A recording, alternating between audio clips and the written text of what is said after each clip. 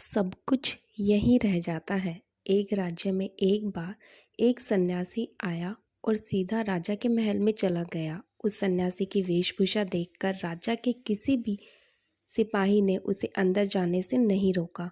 वो सन्यासी सीधा राजा के दरबार में चला गया। सन्यासी को अपने सामने खड़ा देख राजा ने उनसे पूछा, आप कौन हैं और क्या चाहते हैं? सन्यासी बोला, मैं एक आध्यात्मिक गुरु हूँ और प्रवचन देने के लिए दूसरे राज्य जा रहा था, लेकिन अब दिन ढलने को आया है तो मैं आज रात आपके महल में ही रुकूंगा। रात बिताने के लिए बस मैं थोड़ी सी जगह चाहता हूँ। सन्यासी की बात सुनकर राजा बोला, ये एक राजा का महल है, कोई विश्राम स्थल नहीं जो आप यहाँ रात में रुकना चाहते हैं। आप बाहर जाइए, वहाँ रहने की आपको कोई ना कोई जगह मिल जाएगी। सन्यासी ने राजा से फिर प्रश्न किया, महाराज क्या मैं जान सकता हूँ कि आपसे पहले यह महल किसका था? राजा बोला, मेरे पिता का था, क्योंकि मुझसे पहले वही राजा थे। सन्यासी ने फिर प्रश्न किया, अच्छा तो अब आपके पिताजी कहाँ हैं? राजा बोला, अब वो इस दुनिया में नहीं रहे, उन्हीं के बाद मैं राजा बना।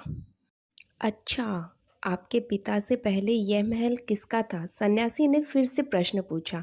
राजा को अब गुस्सा आने लगा, लेकिन फिर भी उसने शांत होकर जवाब दिया, मेरे पिता से पहले यह महल मेरे दादाजी का था और अब वो भी इस दुनिया में नहीं रहे।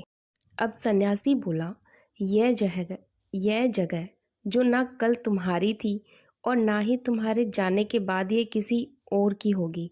इस संसार में लोग कुछ ही समय रह पाते हैं और फिर चले जाते हैं। जहाँ हम अपना समय बिताते हैं वही हमारा विश्राम स्थल है। ना तुम इसे अपने साथ लेकर जा पाओगे, ना ही कोई और। बताओ, ये महल एक विश्राम स्थल नहीं है तो क्या, तो और क्या है?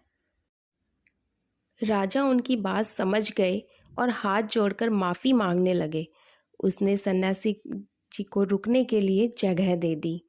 तो हमें कभी भी घमंड नहीं करना चाहिए कि हमारे पास आज क्या है, क्योंकि मरने के बाद तो कुछ भी साथ में नहीं जाने वाला।